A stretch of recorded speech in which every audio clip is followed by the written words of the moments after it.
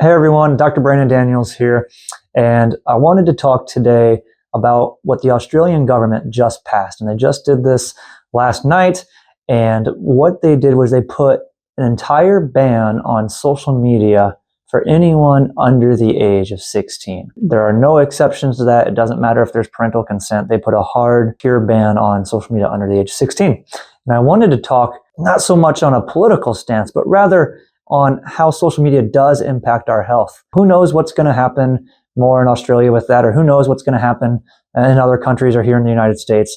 And none of that's really the point. But the point of this video is to bring awareness and impact into how social media actually does and affect our health. In an era where social media connects us more than ever, we must consider how these platforms kind of impact us, how they're impacting the health, and really not just us, but our children, teenagers, and the younger population. And social media can be a very powerful tool. It's great for learning, great for connecting, and creativity. But when it's left unchecked, it can lead to different consequences, just like anything else, especially for young and developing minds. Today, I'd like to discuss why balance is key in social media use, okay, and offer even some recommendations and to guide our kids toward healthier interactions in using these platforms. So the first thing I want to talk about is how social media is basically linked to a mental health decline and increased anxiety.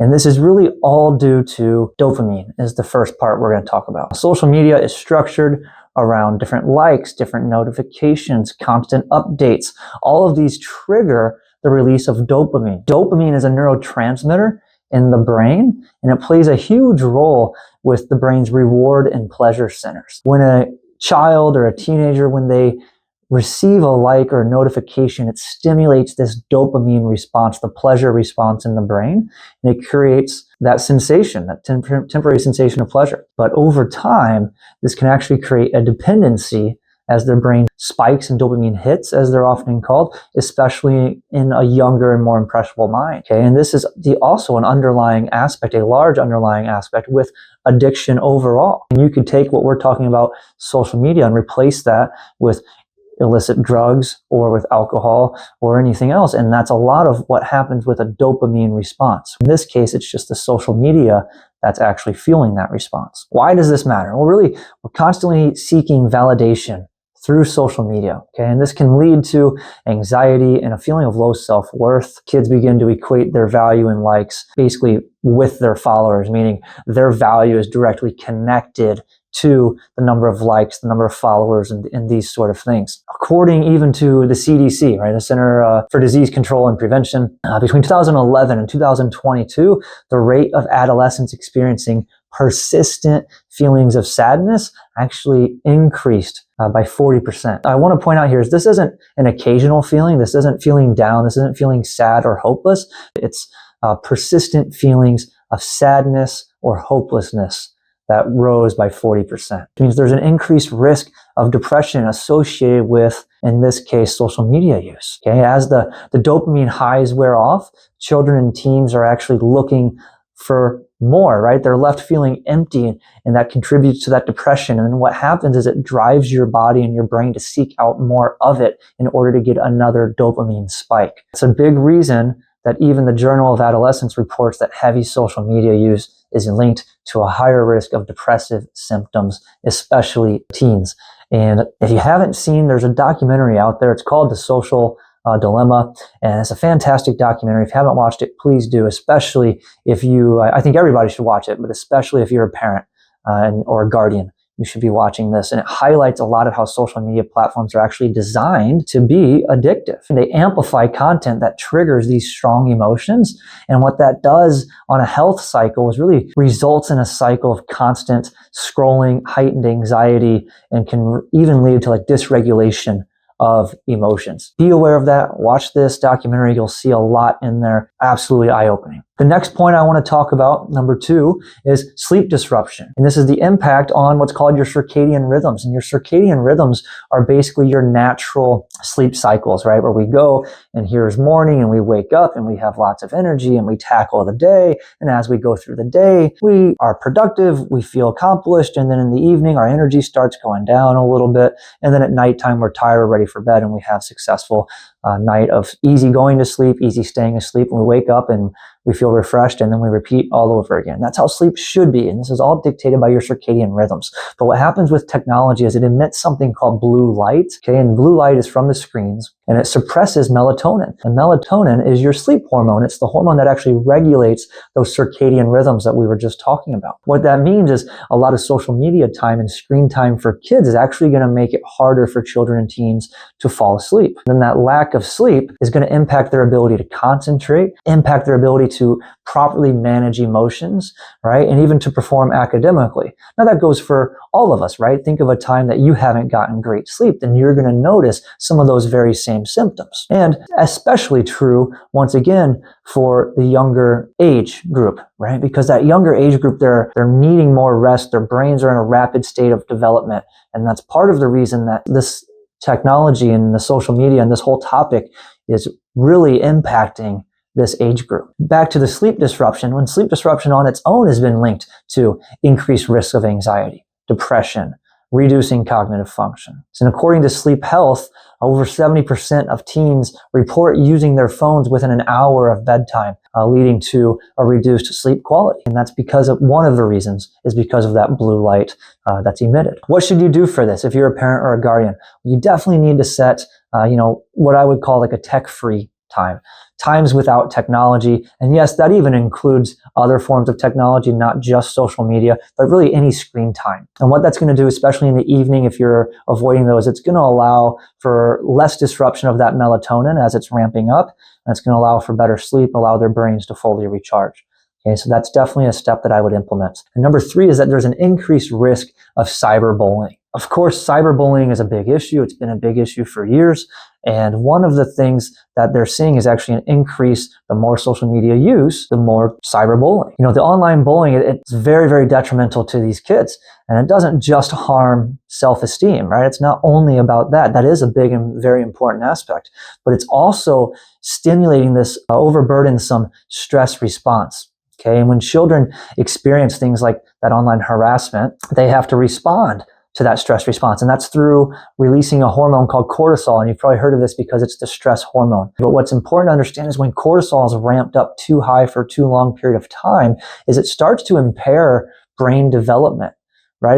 It even attacks your hippocampus, which is your memory center, which is why a lot of people get brain fog when they're really stressed. And it even impacts our ability, once again, to properly regulate our emotions. So all of this just from the cortisol aspect, the stress alone can be impairing the development of the brain, the memory, and emotional regulation. So this is a huge, huge aspect just from cortisol, but it is deeper than that because it does go into then emotions and self-worth. Most of us out there would not be surprised to hear that this cyberbullying is in fact linked to increased rates of anxiety, depression, and overall mental health issues, especially children and teens. And actually, the CDC put out not too long ago that about 15% of high school bullies reported, high school students reported being bullied online, cyberbullied within about the last year. Really suspect is that those reports are actually low, on the low side, because it's estimated that actually most of the teens that go through this probably don't report it. I don't think that's a big surprise either, as bringing that up also, there's kind of a fear of embarrassment and reporting that due to the fear of embarrassment. So that's another very large aspect. But all of this is going to increase and translate basically to the increased risk of self-harm and even suicidal thoughts. Okay? And unfortunately, cyberbullying has been linked to a large increase in rates of self-harm, suicidal thoughts and tendencies, and really a lot of victims are feeling isolated and without support, and amplifying the effects, therefore, of any underlying even anxiety and depression just gets magnified. So if you're a parent or a guardian out there, make sure you're really communicating that you want to foster and encourage open discourse, open communication about things that happen online and the online presence. Make it clear to kids that they can come to you if they experience or witness cyberbullying, or bullying of any type, of course, but cyberbullying recently has actually way surpassed the numbers of traditional bullying. Awareness and parental involvement can help to at least mitigate these effects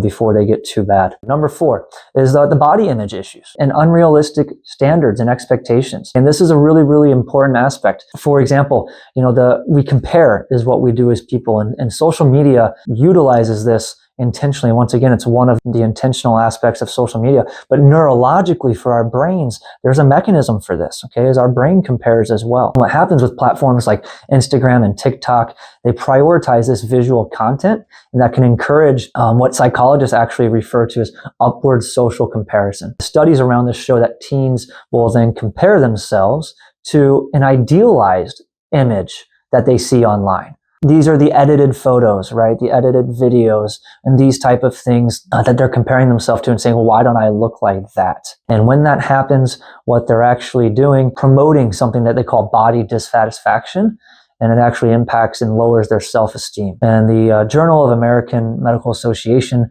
Pediatrics reported that young girls in particular are at high risk of this, developing body image issues due to exposure of unrealistic beauty standards. And that's the key part, is that these are very unrealistic. A lot of us know that a lot of what we see on social media, that's perfected version of things, right? It's what people are putting out there to make themselves seem either better or more perfect or more ideal than the real life that we know encompasses us in reality. One of the big issues of this is actually an increased risk of eating disorders. This comparison drives that unhealthy behavior. According to the International Journal of Eating Disorders, exposure to the unrealistic body images, specifically on social media, has been linked to higher risk of eating disorders, which include things like anorexia and bulimia. That's how most people have heard of those. And this is especially true among teen girls. Now, just to kind of tie this in and rope this back together,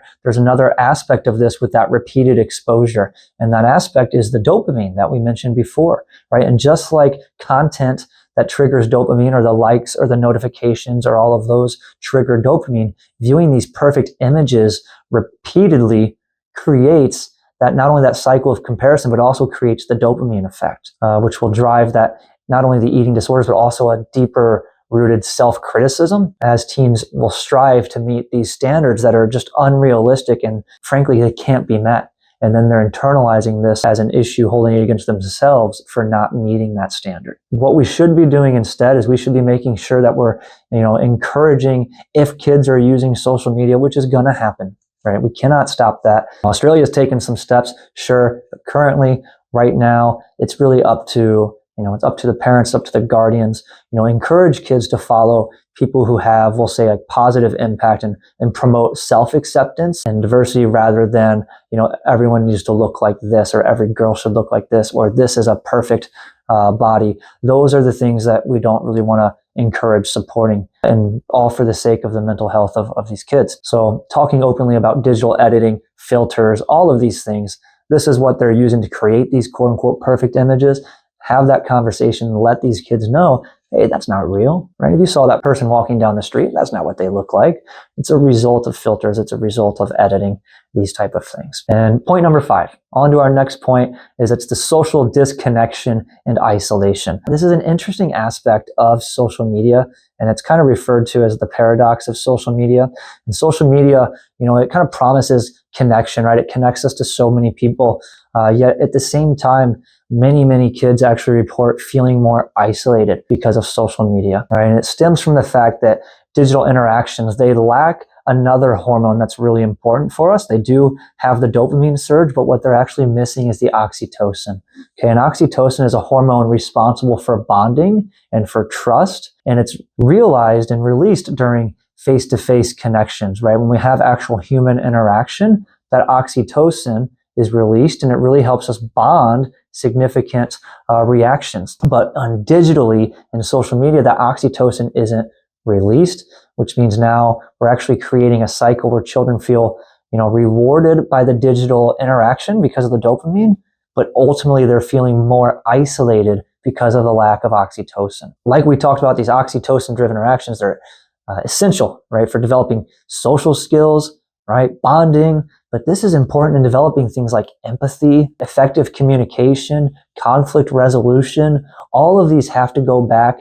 These skills that we develop, they come from foundationally having that oxytocin released and forming a bond with people. So a lot of kids who prioritize socializing online, they actually struggle with these skills, which leads to that paradox that we first started talking about, that paradox of feeling connected yet feeling isolated. So there's an increased risk of loneliness and social anxiety because of that. And they've done studies, of course, and surveys, and teens who do spend excessive time on social media do report higher levels of loneliness and even social anxiety. It's another big aspect of this, which then prevents them from having the opportunity and the means to go out and be as socially interactive face to face and release that oxytocin.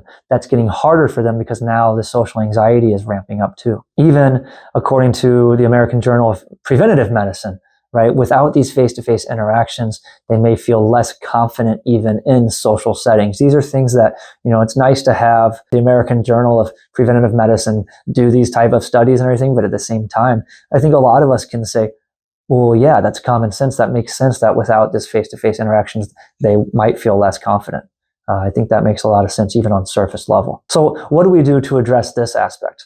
Well, now we really want to make sure that we're promoting real life connections. We want to encourage in-person interactions, and that can be through a variety of ways, right? But that could be clubs, that could be sports, that could be family activities, right? But what we want to do is really want to help foster real relationships and boost that oxytocin-driven connection. What are some takeaways from this that we can do to kind of balance social media and health, right? Just like everything else, we can have social media, we can use it for good, but it's really all about balance. And so to address these changes, here's some tips on what you can do. The first one, set boundaries. Establish reasonable time limits for using social media.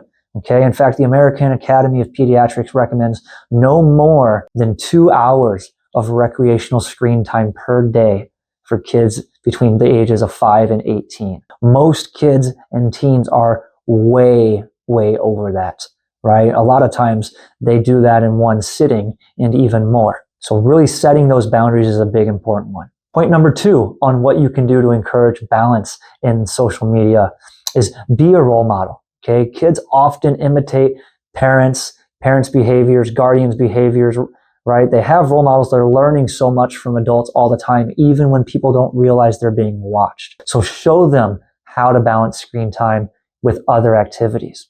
Okay, which leads me to point number 3. And point number 3 is to encourage alternative activities. Support the interests outside the digital world, right? You can do hobbies, you can do sports, you can do reading, you can enjoy spending time outside, right? And get outdoors. All of these are fantastic things to do to encourage balance.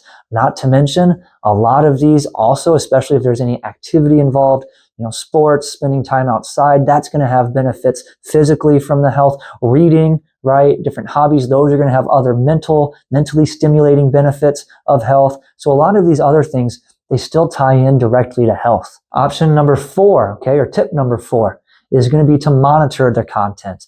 Okay, discuss with them what type of content that they're exposed to. Okay, encourage the critical thinking about what they see online, just like we talked about. Explain that something's digitally edited, right? Or that they're filters that make things seem so perfect, right? And really encourage them to begin some critical thinking about what they're exposed to when they are online. Okay, and then have those conversations. That's a really important part as well. Okay, tip number 5 is actually just that. Promote those conversations, create a safe space, for those kids to talk about their experiences. Because what's important for kids and teens is they need to know that they have a place to talk about these things without fear of judgment, without fear of punishment. And that can be really, really important too. So these are some good tips on how to balance those. We know social media, it's not going away. It does have benefits, right? It has the potential to inspire people, to educate people, to connect people, right? But just like with everything else, balance is really crucial for this. We really need to foster a healthy relationship between our children and technology, one that empowers them to use it wisely without sacrificing their mental and physical well-being. The last thing I did, I put together a couple of resources for you. The first one and the biggest one that I would recommend is The Social Dilemma. This is a documentary. For the longest time, it was available on Netflix. I believe it's still up on Netflix. If you haven't seen this, watch this, okay? It's going to explain the psychology and the algorithms behind social media, okay? It's going to offer some insight into why it's addictive and how it impacts mental health. And what's really neat is towards the end, it's very eye-opening. A lot of the original founders and high up CEOs and executives will say of these different companies that have left, they answer the question on how much, if any, screen time their kids are allowed to have. And it's a very eye-opening response. Another resource is you could look at something like the Center for Humane Technology. Okay, this is basically an organization focusing on raising awareness of the impact of technology on our health as humans, especially looking at things like parents and teens. And then, of course, the third one is look up the American Academy of Pediatrics. They set a lot of their recommendations and guidelines on media use in particular, and that's where we talked about earlier, they recommend no more than 2 hours of screen time per day. Okay, but they'll give you other guidelines and recommendations and resources, including healthy media use for families and children. So in conclusion, let's aim for balance. Social media has its place. It's not going to go away, right? But we need to make sure that we're blending that with the rest of the real world, the natural world, social interactions, hobbies, and all of the limitless potential that exists outside of the digital world, right? That's been there for all of humanity, and it's still there even though the digital world exists. And as parents and mentors and guardians and health advocates even, we have a role to play in guiding our younger generation on how to use social media responsibly. That's all I have for you today. I hope this video helped you out and gave you a little insight into how to balance social media use in today's world, and not only how to, but why it's important to, and how it's affecting the health. Of course, that's what I always focus on, is the health aspect of things. And we'll have a lot more of those insights coming your way, breaking down different content all about health, all about different tips and things that you guys can do to maximize your health. And we'll be getting to those here very soon. Thank you for watching. Talk to you later. Bye-bye.